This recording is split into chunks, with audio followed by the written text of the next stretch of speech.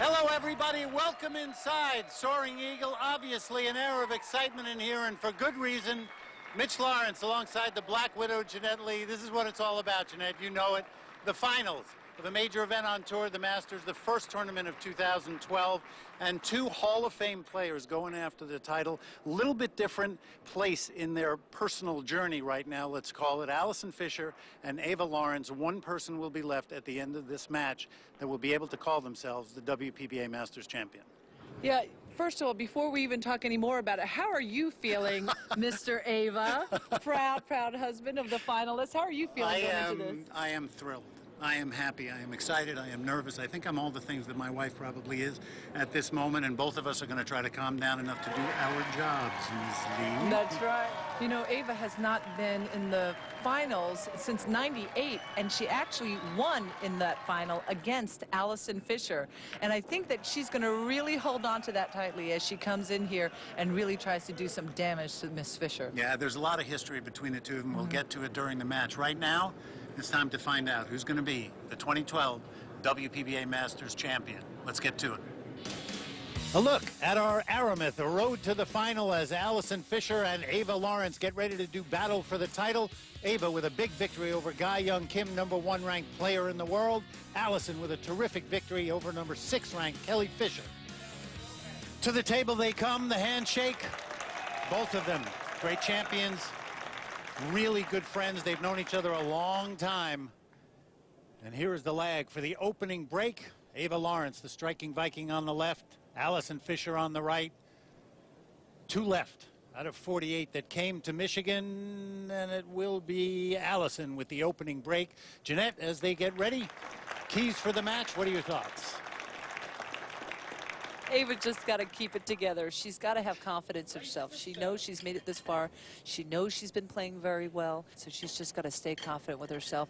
Allison's got to do her job. She's got to make sure that she, keeps herself on the correct side of the ball. Sometimes she questions her decisions, but to me, she looks very comfortable. So we've just got to hope Ava's got good opportunities, because she's certainly capable of beating anyone at any given time.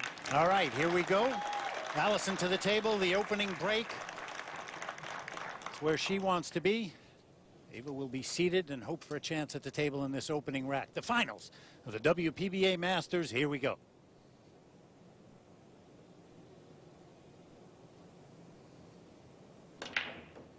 Solid hit. The one cue ball's floating towards the side pocket. She's going to end up straight in on this. Watch out, 5-ball.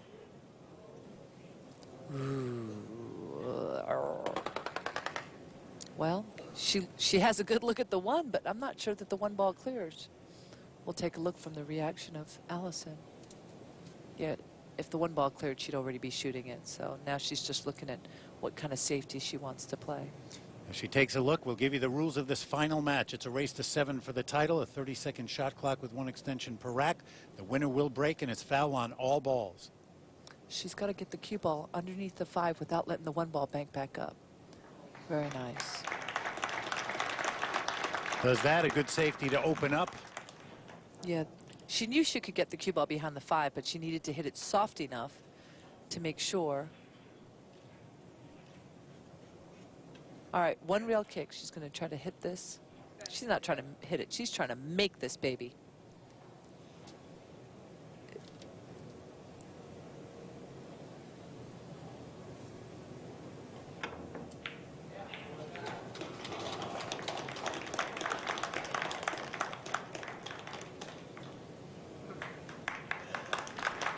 Good play. That 1-ball closer to the pocket than Ava would have liked, but a good hit. Right. Let's take another look. Right. She hit a little bit lower than she meant to on the 1-ball. Fortunately, the 1-ball came around, clipped the 2-ball, and left Allison very long. Looks like she has a tiny bit of an angle on the 1.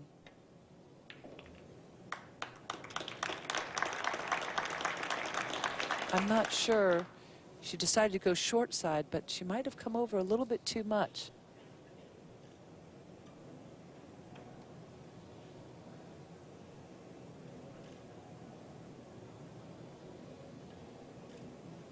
Oh, she couldn't do it. She chose to play safe.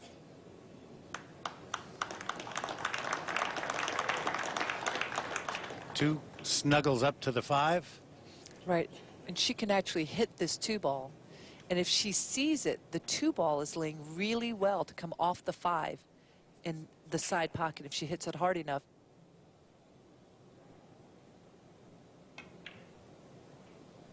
Oh, she chose to play safe. That's a good safe right there.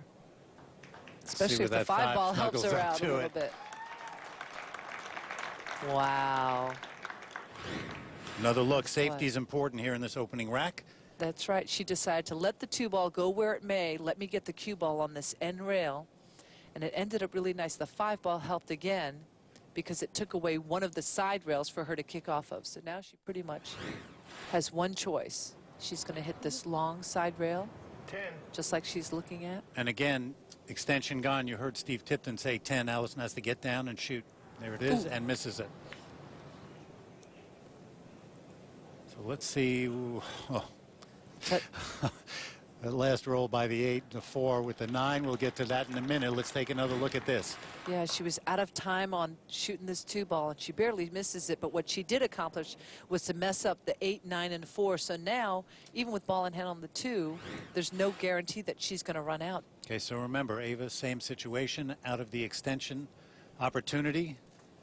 Things will pick up a little in pace, and this is where you got to really trust your knowledge and your shot making, Jeanette. That's right. She's going to cut the 3-ball. This is exactly where she actually wanted to be. It looks like she didn't play position well, but she did.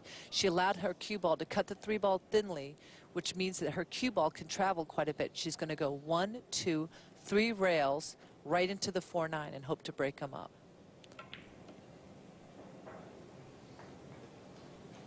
She tried. Good effort. As she gets ready, I'm going to quickly tell you about this great playing equipment, the Diamond Paragon table in use, the Delta 13 rack, the True Triangle, and beautiful Simonis 860 cloth on that Paragon.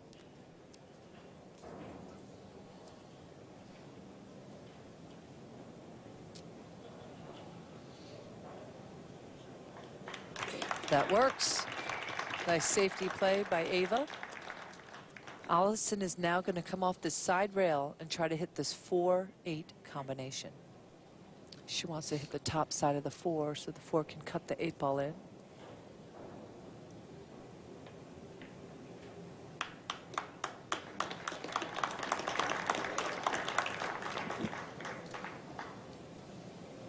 Okay, those balls open up a little bit. Jump cue for Ava. Here we go. Likely the key shot in this rack. Now that those balls are open. Yeah, the bad thing is if she jumps over and makes the 4-ball in the corner pocket, the cue ball can possibly scratch in this side pocket. Cutting the 4-ball to do a jump shot and try to cut the 4-ball in the side pocket lets the cue ball loose. It's also super difficult to hit a ball that thin with that level of accuracy, elevated and jumping. Oh my gosh. Question is, where's that cue ball going? Between the 8 and the 7? How about it? We'll take it. How about it? Another look for sure. All right, jumping over this ball. Super thin cut, lets the cue ball loose a little bit, but she made the ball. She's got to hit this with a little bit of inside English because otherwise she's in danger of scratching. It's such a thin hit. The cue ball wants to go back down towards that. Ooh.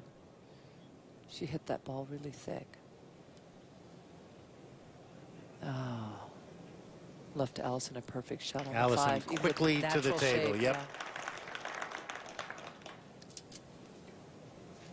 She definitely looked rushed on that shot.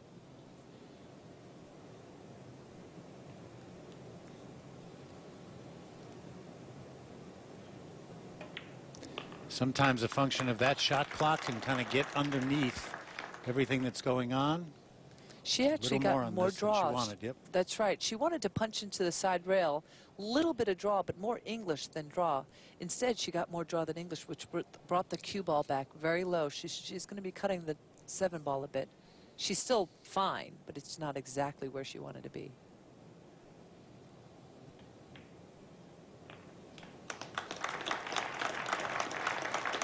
Looking good now. That 9 by the short rail. All her work in front of her.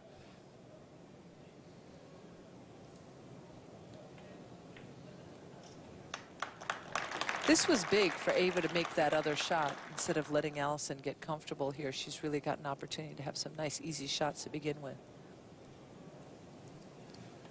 And that 9, Allison Fisher off to a one-rack early lead. Over the years, we've gotten to know so much about Allison Fisher in a Hall of Fame career, but there's always time to learn a little bit more. Let's go now behind the cue.